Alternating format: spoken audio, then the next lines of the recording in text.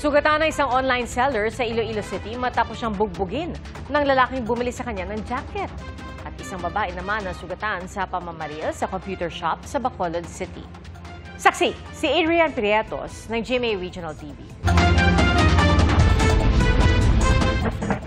Abala nagko-computer ang mga customer ng isang computer shop sa Barangay 2, Bacolod City.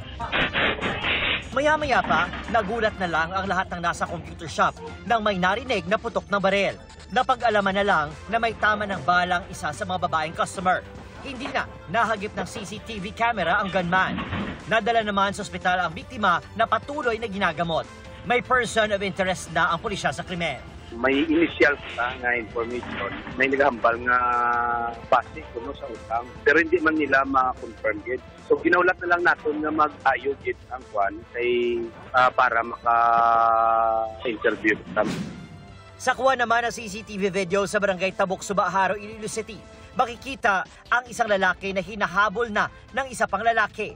Natumba ang naturang lalaki at makikitang binugbog siya ng humahabol sa kanya.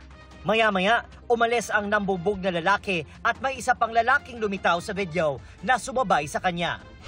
Ang biktima, isa palang online seller na residente ng Barangay Benedicto, Haro. Ayon sa kanya, ang suspect ang ka-meet up niya na bumili ng hoodie jacket. Double check niya, liwat. Kung may mga issue, kung wala. Tapos may ginambal pa siya. Wala naman. Tapos full PM lang akong sumbag sa ulo. Tapos doon ako pagtumba ko, ginpalawa pa niya, pingo na yung damo. Hindi, may isip, kiga-over mo lang ako sa ulo ko. Dagdag pa ng biktima, hindi sila magkakilala ng suspect at iyon umano ang unang pagkakataon na nag-order ito sa kanya.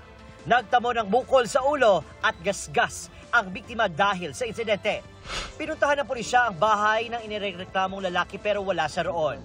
Maliban sa slight physical injuries, pinag-aaralan ng pulisya ang pagsampa ng reklamong pagnanakaw dahil hindi rin binayaran ng suspect ang hoodie jacket. Para sa GMA Integrated News, Adrian Prietos, ng GMA Regional TV ang inyong saksi. Mga kapuso, maging una sa saksi. Mag-subscribe sa GMA Integrated News sa YouTube para sa iba't ibang balita.